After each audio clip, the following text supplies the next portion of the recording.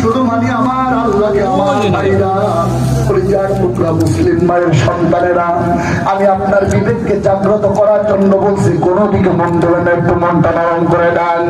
আপনার ডাকতে বলে আবু জাহেল, আমার শরীর থেকে প্রতিটা রক্ত তুমি নিয়ে নিতে পারো, শোনে না, আমার পরিচয় থেকে আমার আল্লাহর নাম মুসা সম্ভাবনা না। আমার ভাইরা, ওমা মাগো, ইমান কাকে বলে দেখো মা। আমার এই অবস্থানে আবু জাহেল ডাকছিল, যাও যাও যাও, তার মা সুমাইয়াকে ডেকে নিয়ে আসা। সুমাইয়াকে ডেকে নিয়ে আসা হলো।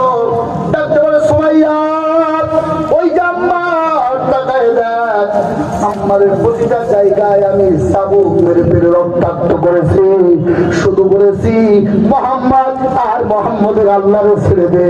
একটাই কথা, আম্মারের প্রতিটা কোনা, প্রতিটা লঙ্কুফের গোড়া দিয়েছিল আল্লাহর বান্দারা খামের পরিবর্তে রক্তগুলো যেন ফিনকি দিয়ে বের হয়। এই দুনিয়ায় মা বাপ সন্তানের লাশ কিংবা সন্তানের রক্তাক্ত দেখলে মা বাপ ঠিক থাকতে পারে না।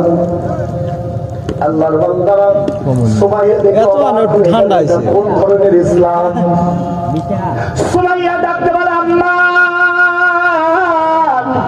আমি তোর মা, 10 মাস কাটবি এই পেটের ভিতরে তরমুজের মতো করে বহন করেছি, কতবার লাথি দিয়েছিস, খাবার টেবিলে আসি লাথি দিয়েছিস, খাবার ঠিক মতো খেতে পারি নাই, 10 মাস 5 দিন গর্ভে নিয়েছি, তুই কষ্ট পেতে দেয় নাই। এই দুনিয়ায় এত কষ্টের সন্তান তুই আমার, তোরে দেখে আমি অবাক হয়ে গেছি।